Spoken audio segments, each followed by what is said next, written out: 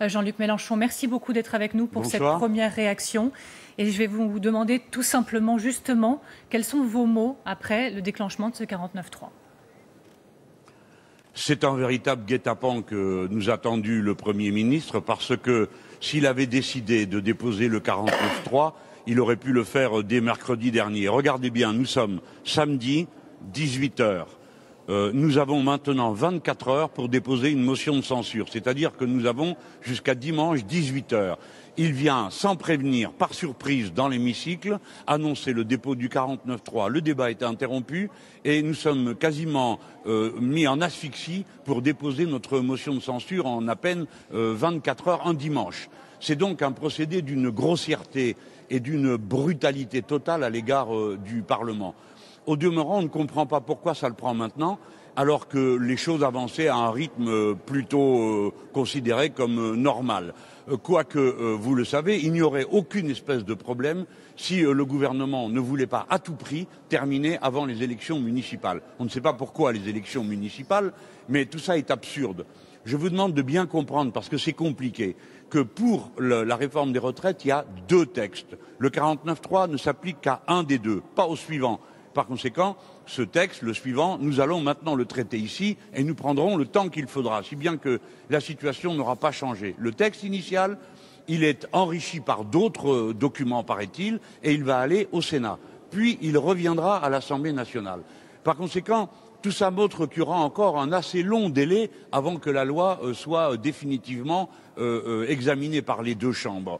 Cela signifie que ce qui est fait aujourd'hui est une brutalité gratuite destinée à nous intimider et à essayer de nous mettre dans l'impossibilité de déposer une motion de censure contre le gouvernement.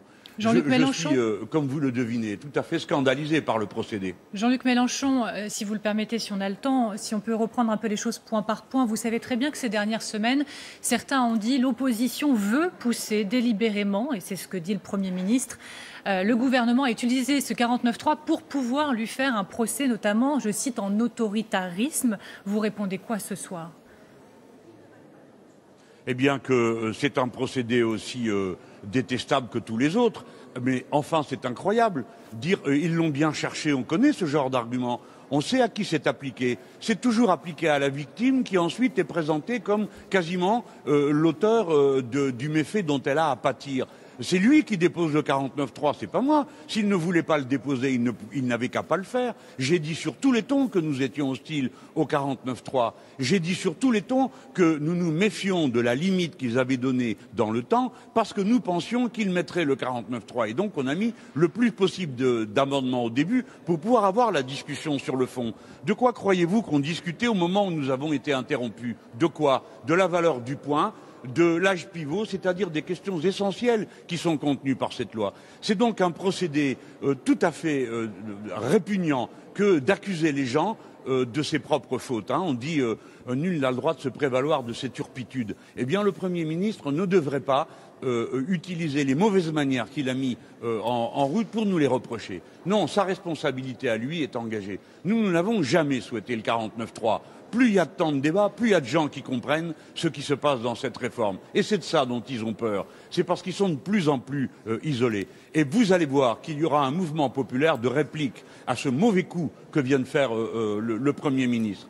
Et plus encore si, pour terminer le tableau, il se moque de nous et il nous offense comme il est en train de le faire. Alors, on va revenir sur cette question du mouvement populaire dont vous venez de parler, mais on a beaucoup utilisé l'expression déni de démocratie. Si, d'aventure, le gouvernement avait recours à ce 49.3, vous utilisez ces mots ce soir, déni de démocratie ?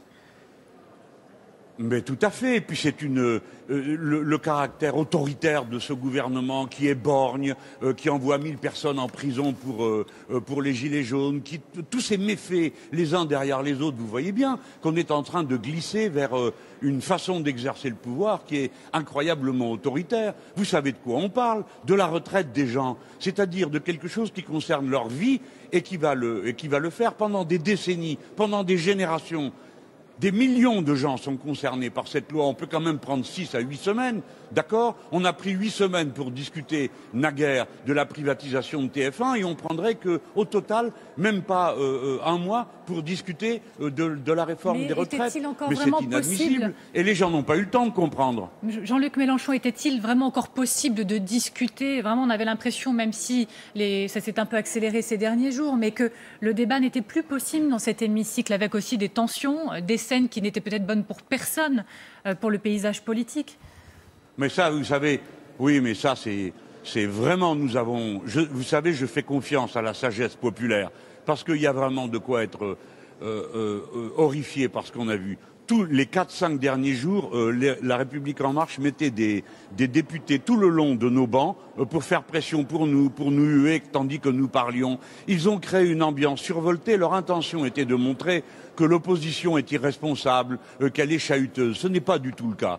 Nous avons fait la démonstration pied à pied sur tous les amendements, même quand leur formulation était, comme on peut dire, humoristique ou de pur dénigrement. À chaque fois, nous intervenions sur le fond en donnant des arguments. Ils voudraient, eux, qu'on améliore leur texte. On leur a dit sur tous les tons, nous n'améliorerons pas votre texte, nous sommes contre. Nous voulons qu'il soit retiré. Par conséquent, l'opposition, que voulez-vous? L'opposition s'oppose. Il faut se faire à cette idée que dans une démocratie, il y a une opposition. Je trouve scandaleux, vraiment c'est écœurant de voir ça. Qu'ils prennent leurs responsabilités, moi je prends les miennes. Ils n'ont qu'à dire, eh bien nous ne voulions plus entendre parler de vous. Eh bien on le comprendrait. Mais pas cette méthode insinuante qui consiste à dire, bon ben voilà, vous êtes vous-même responsable du 49.3 comme ils nous le font. C'est insupportable. Et là, il n'est pas vrai qu'on ne discutait pas. Eux ne discutaient pas parce qu'ils n'ont aucune idée. Ce sont juste des robots qui sont dans la salle, qui lèvent la main en cadence et qui toutes les demi-heures nous faisaient une scène sur le thème vous nous faites perdre du temps. Au point que la présidente de séance une fois a dit les interventions pour dire qu'on perd du temps nous font perdre du temps. Voyez-vous. Jean-Luc Mélenchon, vous parlez de démocratie et dans la majorité, ou certains soutiennent la majorité, et je pense par exemple à Jean-Pierre Raffarin, on dit ces derniers jours, mais le 49.3 c'est une arme constitutionnelle, mais constitutionnelle donc démocratique également.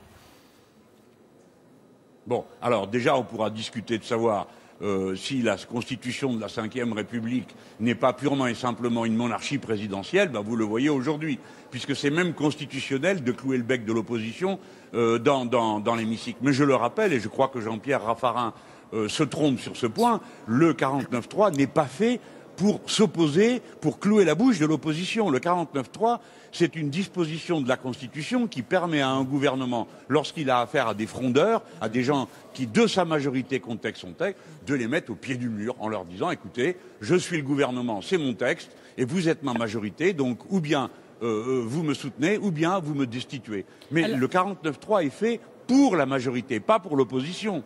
Alors la question de la motion de censure, Jean-Luc Mélenchon, vous l'avez dit, 24 heures pour la déposer avant demain 18 heures. Vous allez réussir à la faire avec qui? Même avec les Républicains potentiellement? Je sais que ça va très vite, mais qu'espérez-vous? Oui, alors écoutez, de toute façon, nous sommes en difficulté, comme vous le savez. Les insoumis ne sont que 17, il faut être 60 pour déposer une motion de censure. Les communistes sont 16, donc nous avons besoin des signatures des socialistes. Jusqu'à présent, les socialistes ne voulaient pas signer de motion de censure.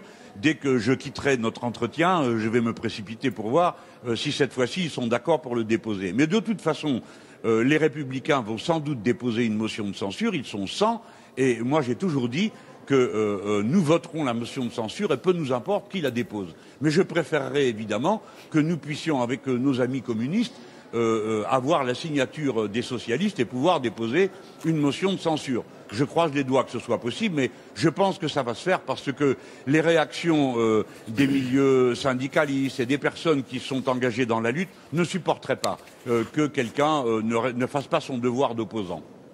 Je vous remercie beaucoup, Jean-Luc Mélenchon, d'avoir été avec nous sur LCI pour cette première réaction suite à ce 49.3 donc déclenché par le gouvernement, par la voix du Premier ministre. Merci beaucoup à vous et on se retrouve demain en toute franchise, 18 h sur ce plateau. Oui. Merci, Jean-Luc Mélenchon.